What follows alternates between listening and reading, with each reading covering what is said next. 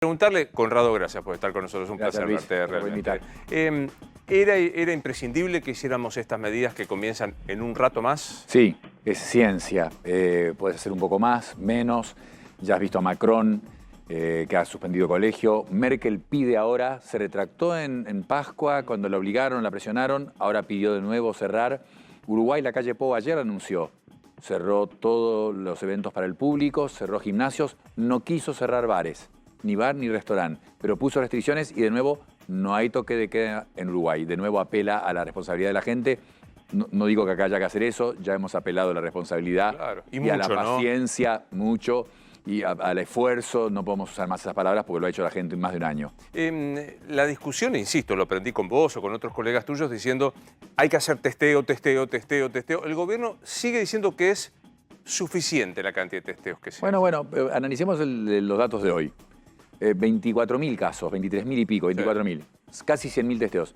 24% positivo. Fíjate vos cómo aumentaron el testeo a 100.000, debe haber sido el más alto que se ha hecho, y los positivos cayeron un poco. Los últimos días fueron 28 y 29%. Que estamos en un brote, ola o como la quieras llamar, no hay duda. Hace 3 semanas hubo un aumento de 4% de casos, hace 2 semanas 10%, en la última semana 30%. No hay duda, por más que haya casos que se carguen tarde, después te dicen esas cosas que pueden estar pasando. Pero que hay un brote, no hay duda. Ahora, hoy hacen 100.000 testeos y la positividad, la cantidad de positivos baja. Eso quiere decir que los testeos parecen más suficientes cuando tenés menos positivos. Idealmente tendrías que llegar a 5%. Entonces, si hiciéramos 150.000, 200.000, quizás 15, 10% de positivos. ¿Y qué quiere decir eso? Que estás dejando menos contagiados sin identificar ahí afuera. Y el otro número de hoy importante, la cantidad de muertes, ¿no? Han aumentado casi 300 muertes.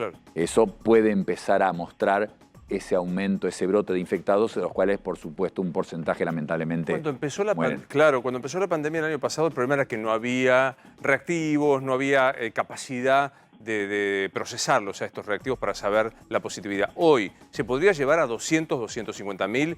¿Hay recurso técnico y luego hay recurso para procesarlos? Bueno, entonces ahora vamos a la otra parte. El presidente lo decía como, bueno, llegaron a 100.000. Eso es mucho, infinitamente mejor que los 40.000 que se hacían alternadamente estos días. Hay recursos.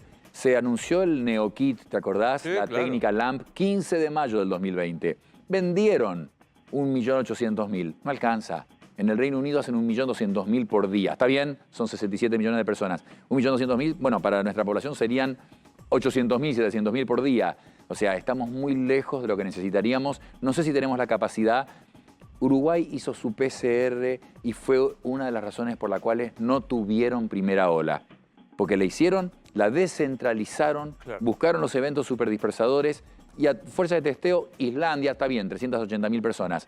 Pero si no han tenido pandemia prácticamente, es por el testeo. Empezaron un mes antes de tener el primer contagiado. Lo que te quiero decir es, nadie puede discutir el valor del testeo. Y ahora lo nuevo es el testeo rápido, el antígeno. La FDA acaba de aprobar un testeo que en 15 minutos, tipo el test de embarazo, se va a vender en la farmacia. Sin receta médica, ese era el tema, que no fuera considerado un dispositivo médico que necesita receta. Se va a vender libremente y ya muchas compañías en Estados Unidos y bancos han comprado millones porque vos a tu empleado o a quien sea, o vos en tu casa, te haces 2 veces por semana eso, te da 2 veces negativo, no tenés. Sabés que podés hacer lo que quieras. Te voy a contar una infidencia y perdón que quiero abrir a la mesa el que lo abro en primera persona. Vengo a grabar PH, el programa de Andy Kuznetsov, y nos testearon.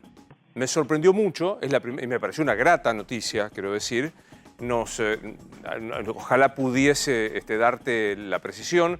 Vi que el cosito, el plástico donde se ponía mi muestra, decía Abbott, laboratorio Abbott. Es Abbott. Es Abbott. Uno de ellos. Es uno de ellos.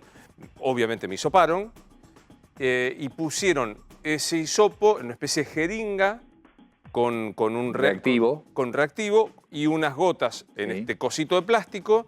Se tiñó todo de rosa. La primera línea, que no me acuerdo si era una T o una C, dio como correspondía que estaba marcada, y no la C que hubiese determinado que yo tenía coronavirus. ¿Eso sirve? Luis, es una gran coincidencia.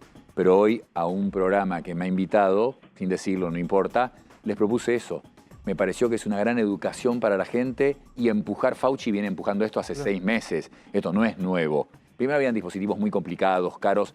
han llegado a uno de un costo razonable que se venda libremente. Claro que es muy valioso. Podés cortar la pandemia, no la cortás como con la vacuna. Con la vacuna creás inmunidad de rebaño, se corta. Es la luz en el túnel. Pero con esto, vos la tenés controlada. Vos tenés a la gente que puede decir, voy a comer con mis amigos hoy, porque nos dieron a la familia o los que vamos negativos. Así, esto fue lo que, digamos, las 5 personas que estábamos en el estudio, los 5 dimos negativo, y nos dijeron, bueno, es una cierta tranquilidad, estábamos a gran distancia, pero sin el barbijo, como para asegurarnos de que hablaba. Te termino. Muy bien lo que dijiste de cierta seguridad. Cuando vos lo haces 2 veces por semana, vos tenés una absoluta seguridad, casi 100%. Cuando vos lo haces recurrentemente, que es lo que quieren para las empresas o para la gente que se lo compre y lo haga. Cuando vos llegás de un viaje y en Ezeiza te hicieron ese rápido y te da negativo, es una cierta seguridad, pero es verdad que vos podés estar infectado, dar negativo ese y la PCR después da positiva. Cuando el rápido barato se hace regularmente, es valiosísimo. 2 veces por semana. Aislado, exactamente. Aislado puede fallar. Sí, Doctor, estas medidas que empiezan a regir esta medianoche, que se prolongan hasta el 30 de abril, apuntan, el gobierno entiende que va a tender a enderezar, en realidad a mesetarse la curva, pero que no va a implicar un rápido descenso. ¿Usted qué cree que se debería hacer para que esa curva empiece a bajar y no se amesete? ¿Medidas más duras? ¿Medidas más prolongadas? No, bueno, eso ya lo sabemos, lo de las medidas duras no se pueden hacer. Primero que no se pueden hacer. Es imposible, tenés que ver la realidad de cada lugar. Ya sabemos que funcionan. Nueva Zelanda cerró 7 semanas, no importa cuánto les cayó el PBI, pero no tuvieron pandemia porque cerraron 7 semanas. Ahora, ¿quién sabía eso? Qué astucia, lo vieron bien, no es tener epidemiólogos más brillantes. Bueno, acertaron. Eso no se puede hacer acá. Entonces, ¿qué hay que hacer?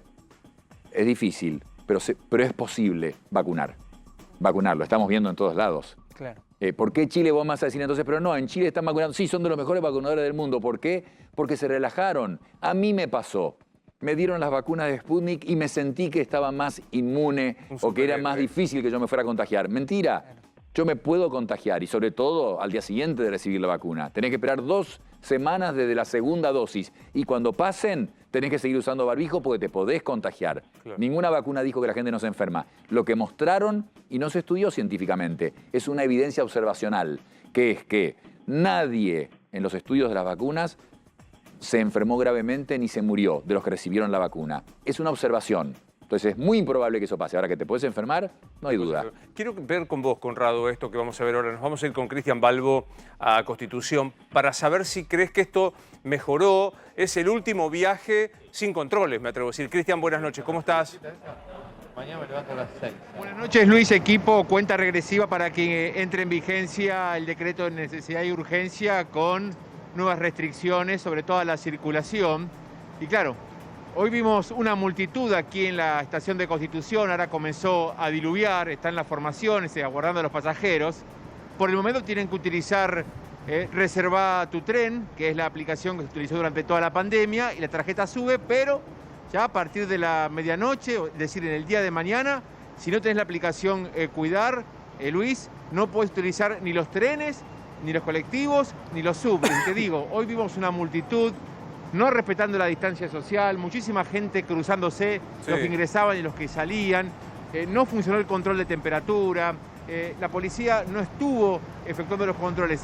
Presuponemos que después de la reunión que mantuvo la ministra de Seguridad, Sabrina Frederick, con los 4 responsables de las fuerzas federales, esto va a cambiar a partir de la medianoche. Presuponemos, pero te digo, hoy vimos mucha gente subiéndose a las formaciones, presuponemos que la mayoría o muchos no eran trabajadores esenciales. Veremos cómo van a ser en la jornada de mañana. La queja de los usuarios es que ellos mañana quieren ir a trabajar, aunque no figuran en la lista como trabajadores esenciales, y no saben cómo lo van a hacer porque la única manera que tienen es utilizando el transporte público. Luis. Bien, da la impresión, le pregunto también a la mesa, que está más razonable el movimiento a lo que habíamos visto ayer mismo, ¿no?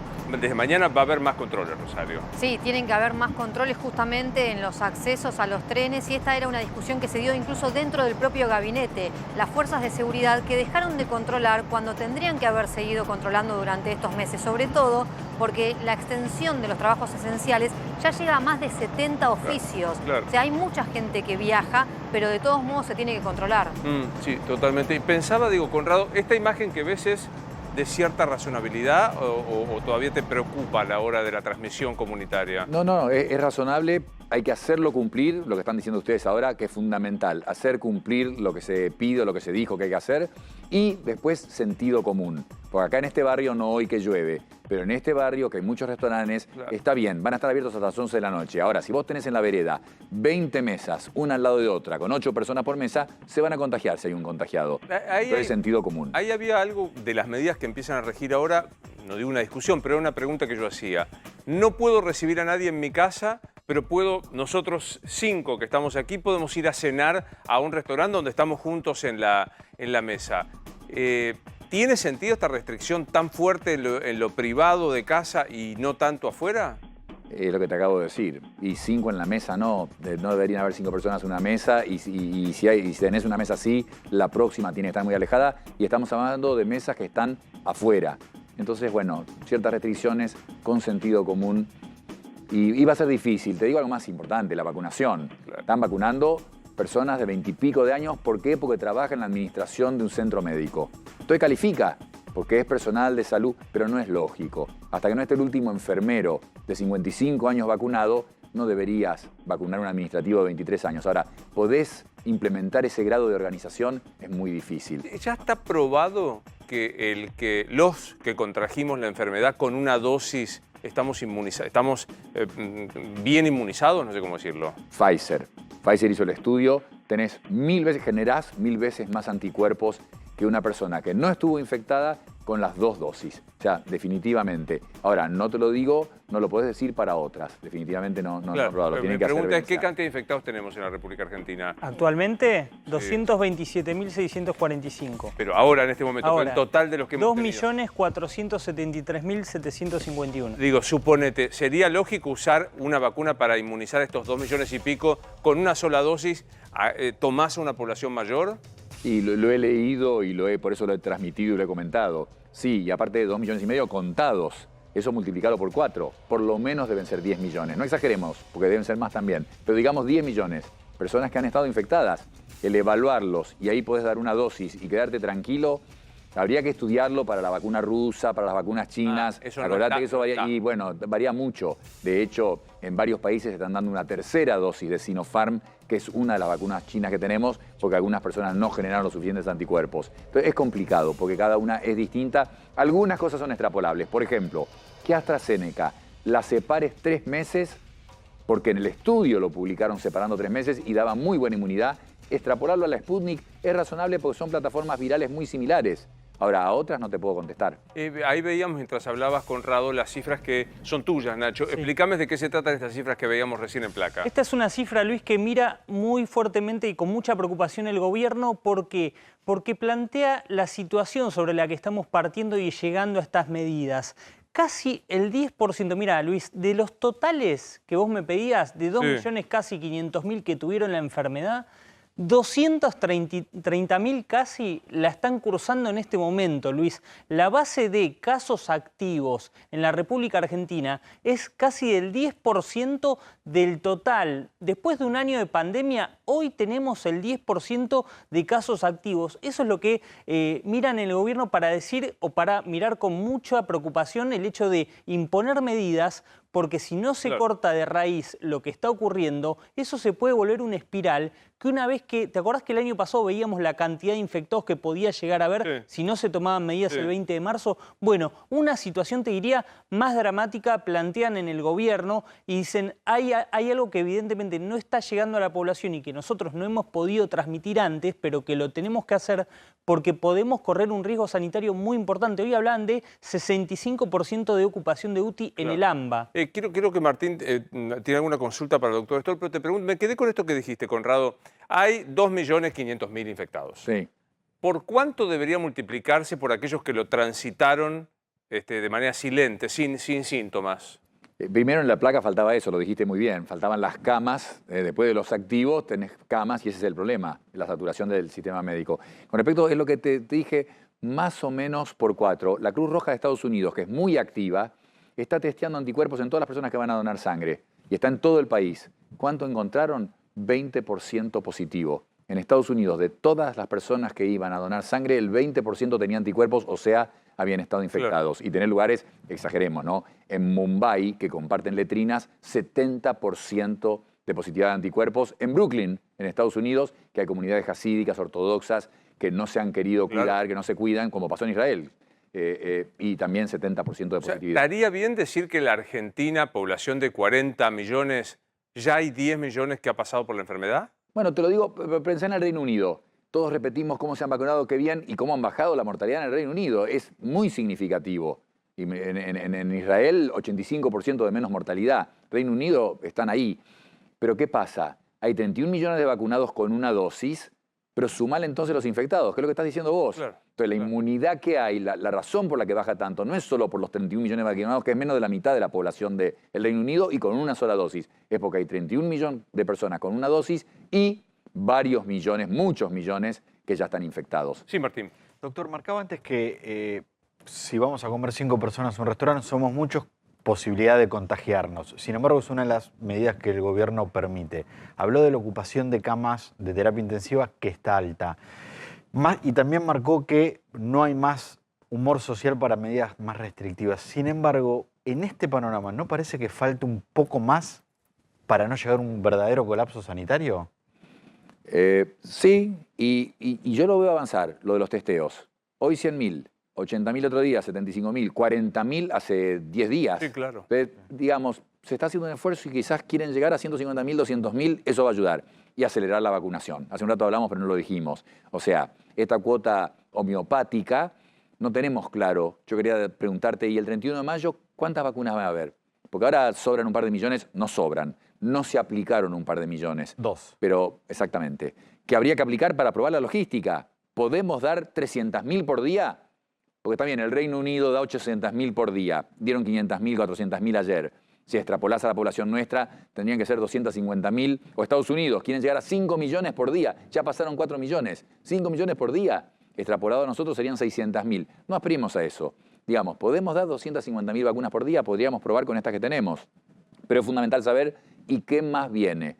Entonces la pregunta es, ¿cuántos aviones fueron a Washington a comprar a Estados Unidos vacunas que les sobran? Ya saben que les sobran, ya sabes que van a vacunar a cualquier persona que se ponga en la cola, te vacunan. Entonces, ¿cuántas fuimos a comprar? ¿Cuántos aviones fueron? ¿Cuántas veces llamamos al presidente de Pfizer para decirle perdón? Hace 2 meses, cuando dijimos esto de la enmienda, claro. Bueno, nos equivocamos. Como el ministro de Economía de Brasil, que llamó después de que Bolsonaro se peleó, llamó y compró 100 millones de dosis. El Reino Unido acaba de comprar creo que 40 millones de dosis a Pfizer. Novavax, Johnson & Johnson, y hay varias que se están probando cerca del final, la alemana, hay una francesa. Se están fabricando algunas muy baratas, espectaculares, con huevo de gallina, como las del virus de la gripe, que van a ser baratas y muy buenas. Entonces, estamos ya con eso activos comprando porque hay que acelerar la vacunación. No te puedes tomar 2 años. Desasname, leí esa información y soy un ignorante. Desasname estas vacunas baratas probadas en huevo de gallina. ¿Cómo es la tecnología? ¿Cómo se hacen? ¿Y por qué son tan baratas? Yo no soy ningún experto, pero sé que se han hecho para la gripe y que lo que vos haces es ponés un virus inocuo para la persona que viene de un ave también, y ese de Newcastle se llama, el que se ha usado específicamente, que es de una ciudad en el Reino Unido, en Inglaterra, y eso se replica muchísimo en el huevo de la gallina.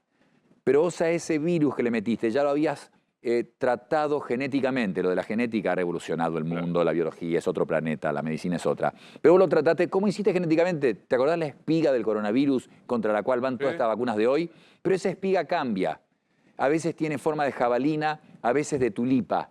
Cambia, y eso es lo que hace esquivar a las vacunas que hay. Ahora hicieron lo que se llama Hexapro, de 6, para 6 formas distintas de espiga. O sea, no se le va a escapar. La forma que adapte esto. Entonces le pusieron esa cosa genética a este virus de Newcastle, lo metes en el huevo de gallina, se reproduce masivamente y de ahí sacan la vacuna, en que es barato y rápido y mucho. Muy barato y aparte muy efectivas. Ya se está probando, ¿eh? Brasil, México y un tercer país que no me acuerdo cuál es. Bárbaro. Sí, Rosario. Doctor, viendo estas imágenes, hay gente que tiene que viajar, muchas veces no se puede respetar la distancia. Desde marzo conocemos que el transporte público es foco de contagio, desde marzo del año pasado incluso. Quiero saber si esto sigue siendo así. ¿Y qué pasa con esas 2 personas que no tienen distancia de 2 metros en un tren y están con barbijo? ¿Se pueden contagiar? Buen punto. Y la primera respuesta es depende cuánto dura el viaje. si es relativamente corto, pero hay gente que viaja 1 hora. Si vos estás a 1 metro de una persona 1 hora, no tendría que haber esa cantidad de gente para que hayan 2 personas a 1 metro 1 hora. Ayer se lo pregunté al ministro de Transporte, ayer se lo pregunté, y me contesta muy bien. Para los colectivos, ventanas abiertas. Para los trenes viejos, ventanas abiertas. Los trenes nuevos tienen ventanas fijas. Claro. Entonces no las pueden abrir, tienen ventilación. La ventilación no siempre es buena. Si está todo cerrado hermético y tenés ventilación, casi te diría que es peor. Estás revolviendo los virus en el aire.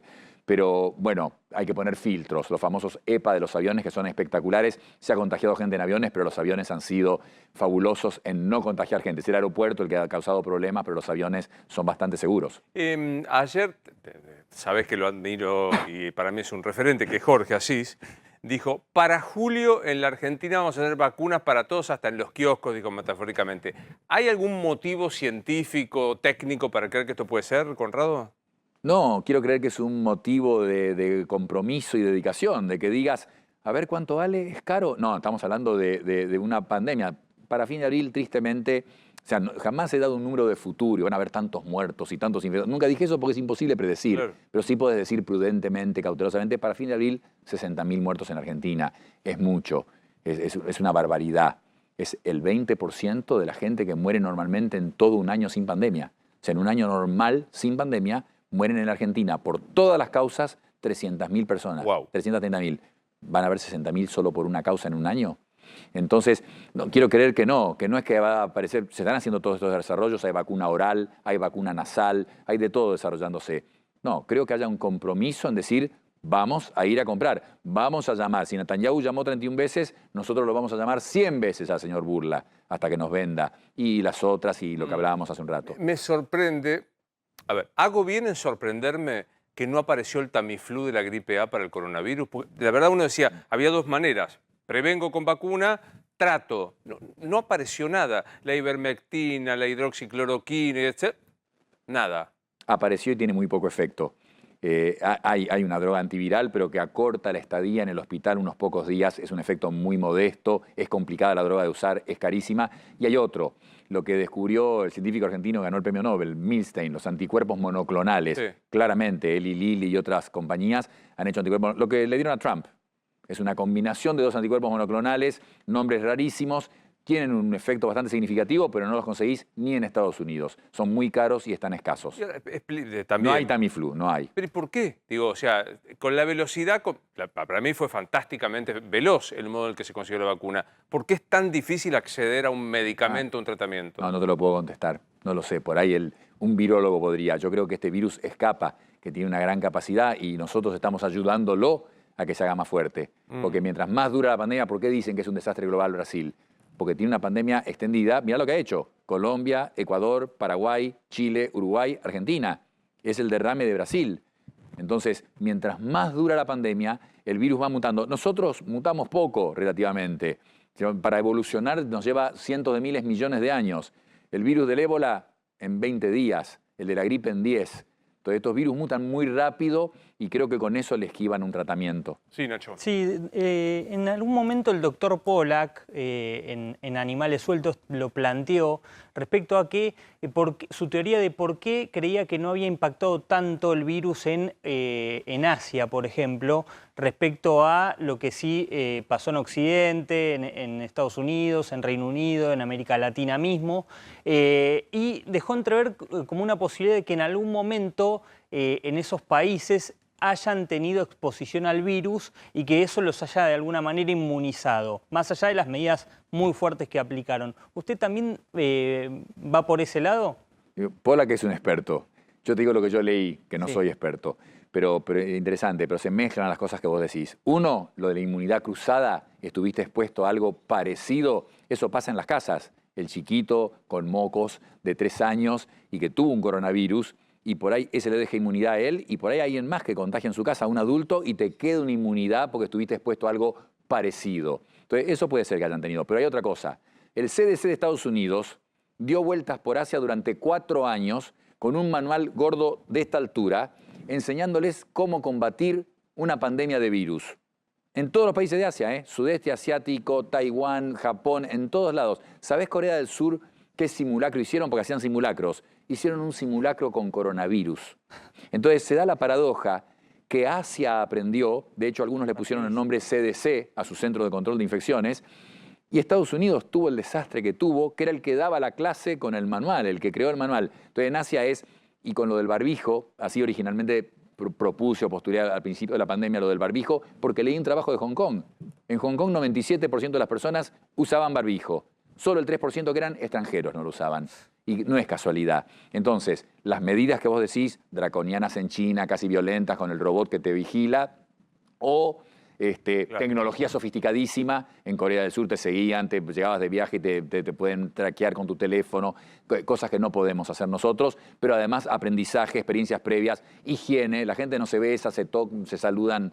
Hay varias razones que sin duda explican eso. Sí, Martín. Doctor, comenzó la vacunación contra la gripe. Le quería, respecto a eso, hacer dos consultas. A quienes se vacunaron por el coronavirus, si también puede darse esta vacuna o con la del coronavirus, también están cubiertos por la gripe. Y para quienes se le dieron la vacuna de la gripe, si tiene esto algún efecto, aunque sea mínimo, respecto del coronavirus. No hay efecto cruzado, no van a no tener gripe por tener el coronavirus y viceversa. Pero sí, y vale la pena aclararlo, porque la gente se lo pregunta muchísimo. Prudentemente han dicho, esperen 14 días entre las dos inyecciones, solo porque pueden dar efectos colaterales. Pero la realidad biológica o médica científica es, vos te podés dar hoy la vacuna para la gripe en el hombro derecho y la del coronavirus en el izquierdo y no pasa nada. Por ahí tenés efectos colaterales, tendrás un poco más de fiebre o te dolerá más el cuerpo o estarás más cansado. Pero hay que darse las dos, ese es mi punto. Entonces, si un señor fue hoy a darse la de la gripe y justo lo llaman o le llega el aviso que mañana tiene el turno en el Luna Park, no tiene ningún problema. Va y sin duda va al turno del Luna Park. O sea, no hay problema. Sin embargo, a Sarlo, a nuestra compañera Beatriz Sarlo, le suspendieron la aplicación de la vacuna contra el corona porque el día anterior o 2 días antes se había dado la de la gripe. Raro, y les doy el número de teléfono para quejarse con Fauci, porque todo lo que les digo es lo que he leído y está escrito y publicado. No es que es mi idea o mi consejo. No hay una razón para contraindicarla. Bueno, sumémonos. Está el doctor Stoll con nosotros que, insisto, nos ayuda a desasnarnos esto. Entonces, una pregunta absolutamente ridícula, porque decir, no puedo decir... Hoy, con no sé cuántos meses de la aplicación de la vacuna en el mundo, ¿se puede decir cuál es la mejor y cuál, no digo la peor, pero cuál es la más efectiva? 600 millones aplicadas, no podés. Porque Moderna y Pfizer, 94% de eficacia, pero probadas en julio del 2020, con la variante original de Wuhan, la más simple. Después tenés AstraZeneca, que la probaron en Sudáfrica, la variante más difícil de todas, y en Brasil con la P1, AstraZeneca. Las demás empezaron a probarse a partir de septiembre, cuando empezaron a entrar las variantes. Entonces esto de 70%, 90%, no estás comparando cosas iguales. Yo te diría que todas han mostrado que previenen muerte y enfermedad grave, eso podemos confiar. Déjame que diga algo destacar de Santilli. Sí, claro. Dijo 30.000 por día, nuestra capacidad logística, vos le preguntaste muy bien. Esa es una capacidad como Estados Unidos. O sea, si ellos pueden vacunar 30.000 personas por día, extrapolar los números en más o menos esos 4 millones en 300 millones de personas en Estados Unidos. Sería excelente que sea así. Lo de los síntomas que preguntaste es algo práctico importante, que yo te dije no sé cuántos síntomas o cómo es el criterio. Está bien, no hay testeo, entonces tienen que poner un criterio. Pero él mismo dijo, si a usted le duele la garganta o tiene fiebre, él no habló de una tríada de síntomas o un grupo. Él dijo, si usted tiene, porque la verdad que hoy en día, Luis, si a alguien le duele la garganta 2 días, tiene que ir a descartar coronavirus. Claro. Si alguien pierde el olfato, de repente, con eso solo sabés que tenés coronavirus, pero tenés que ir a testearte para el coronavirus. No tenés que tener 3, 4, no sé, hacer una fórmula de síntomas para testearte. Esa es la idea, y él lo destacó.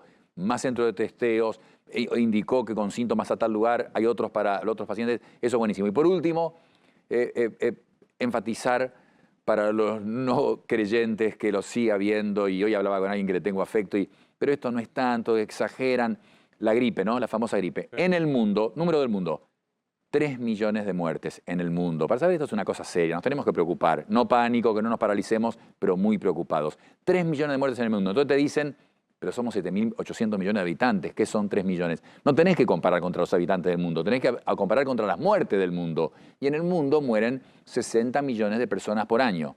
Entonces, que hayan muerto el 5% del total por una enfermedad en un año, lo que yo te decía antes de la Argentina, es muy significativo. O sea, no queda duda que todos estos esfuerzos se justifican y vamos hacia adelante. Ojalá. Muy cortita, vacunación contra la gripe, ya sé que hay que hacerlo todo esto. Hoy en una farmacia escucho, ¿trivalente o cuatrivalente? Como si yo fuera poco, le toca aprender la cuánta valencia. Lo tenía que llamar al doctor Pollack, pero no. Todo el mundo gripe, y la de neumonía a ciertos grupos de riesgo, más se da neumonía. Esas son las dos fundamentales. Acá. ¿Das clases? Sí, por supuesto. La tríada siempre es asistencia, de tratar pacientes, formar médicos y publicar. Pero digo, está muy bien que des clases, porque sos realmente muy bueno haciéndolo. Así que gracias, como Luis. siempre. Un placer. Gracias a ustedes. Ya está